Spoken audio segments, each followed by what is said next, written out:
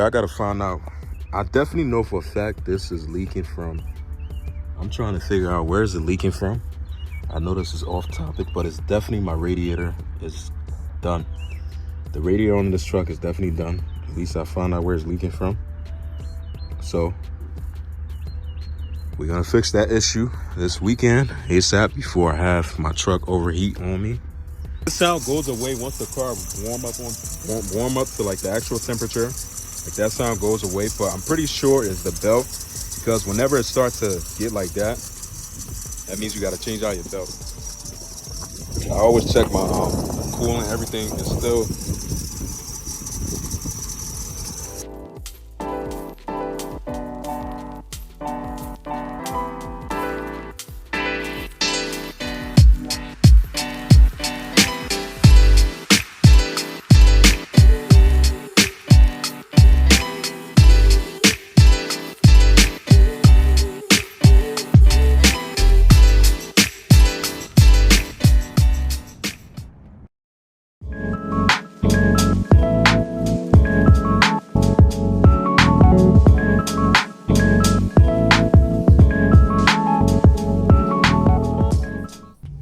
What's up, yo? Good morning, happy Saturday. Well, good afternoon, and happy Saturday.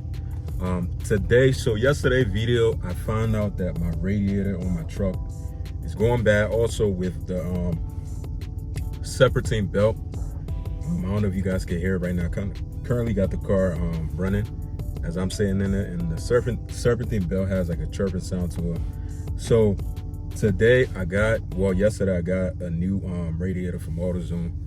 I did thought about doing like a aftermarket radiator, but to be honest, seeing a lot of reviews about aftermarket radiator, how they don't last for that long compared to like the actual OEM that lasts over at least like 9-10 years. And it seemed like that radiator that's on this truck been on this truck for a long time. I'm pretty sure from factory, that's the same exact radiator as that radiator. And hopefully I was supposed to be able to change that out today, but we had rain earlier, starting to get a little bit sunny. But I'm also waiting on parts from not AutoZone, from Mehnalsah. It's supposed to be coming in later today.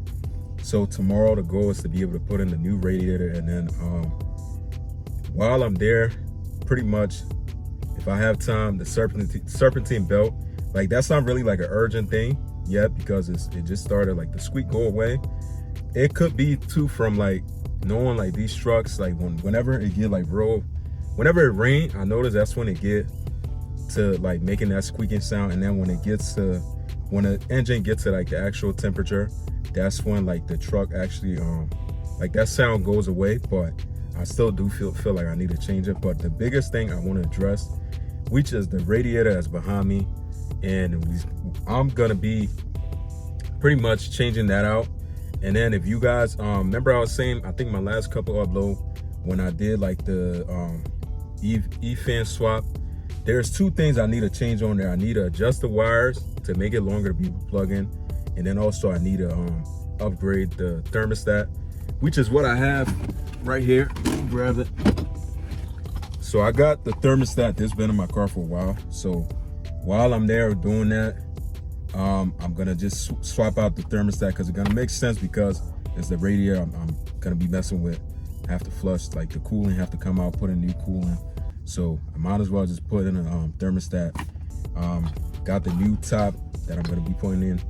And pretty much also another thing that I do, hopefully, because this gonna be, you know, I'm a one-man team, I'm recording, pretty much gotta stop, take breaks, just to make sure everything is being put together while taking off carefully. Because I changed radiator before, but not on this truck before. But it's very simple now, because I deleted the V6 E-fan, which is a huge plus. I would highly suggest, because stuff like this, when you're doing a job like this and having that V6 E-fan, especially the cover that's on there, super, like you gotta remove the fan, you gotta do so much more stuff. But with just having this fan deleted make my life a lot easier.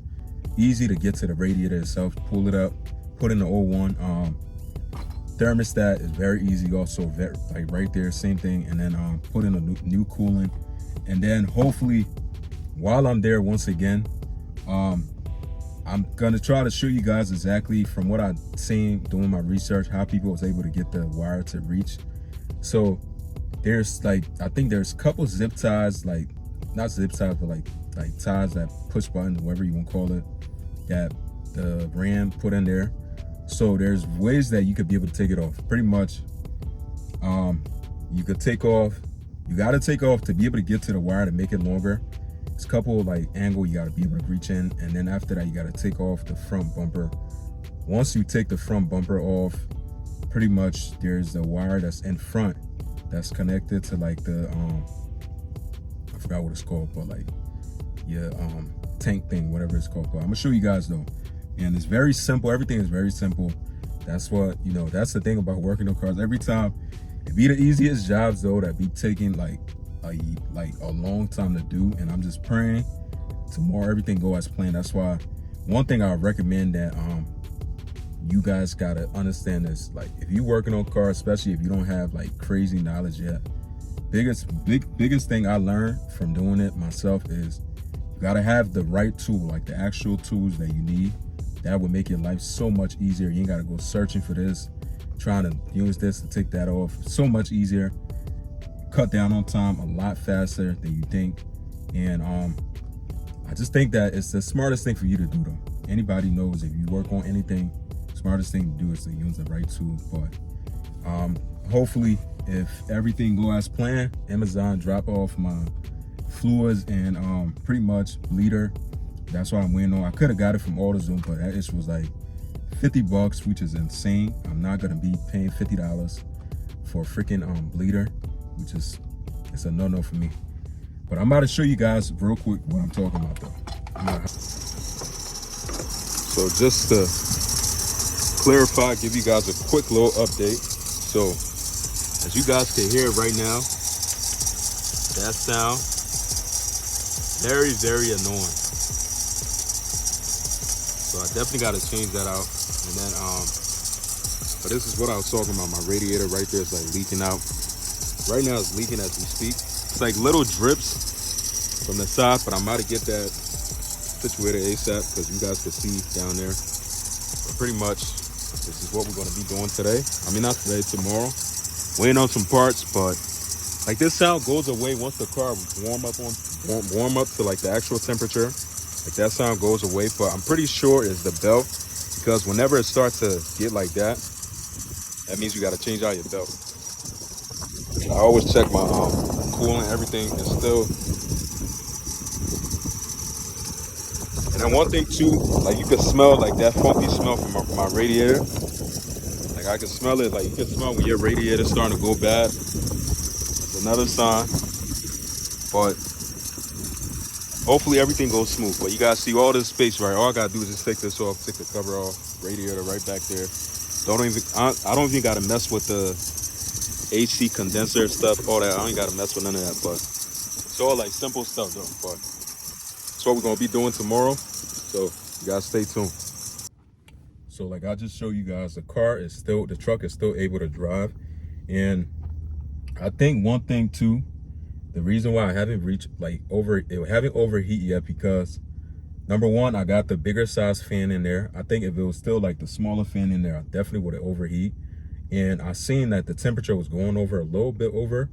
Since my radiator started leaking, I noticed that the temperature been going over, but then when the fan kicked on, it will go back down to like the actual temperature it need to be. But like I said, it's not something that's like a huge issue for me. I'm just, I'm glad I'm able to get the parts.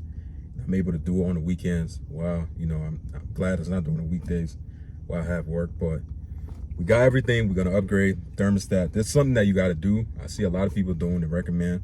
If you're doing an E-fan, you got to upgrade your thermostat. And definitely, it's something that's definitely very, very the best thing for you to do when you do the E-fan, V6 E-fan swap, because you want to have your truck running as cool as possible. Especially too if you live in somewhere where it's like super hot, and you definitely don't want to like take that chance, man. But tomorrow I want you guys to stay tuned. We're gonna be doing that tomorrow. And I got some parts that I ordered for this truck coming in. Got some upper control arm, lower control arm supposed to be coming in, and definitely got to do exhaust, man. I'm definitely staying patient right now, man. I'm trying to get, like, I could get an exhaust system, but I just feel like without like a custom cam, the truck it's not gonna sound as good as, you know, like I would want it, if you guys understand where I'm coming from. So I'm definitely gonna be getting like a camshaft, custom camshaft first, and doing a camshaft upgrade, all that stuff first before I can do like the actual exhaust. Then I'm gonna go catless. Pretty much this truck gonna be crazy rowdy. I'm trying to tell you guys, man, like, that's why I feel like if you want sound from any kind of V8, camshaft is definitely a must that you have to do. Definitely, guys. But I'm gonna stop, you know, yatting too much, and all I gotta say is you guys have a beautiful Saturday. Enjoy the rest of your weekend. Stay safe. Don't forget to hit that subscribe button. Subscribe to the channel. I would appreciate it. I'll see you guys in the next one. Peace out.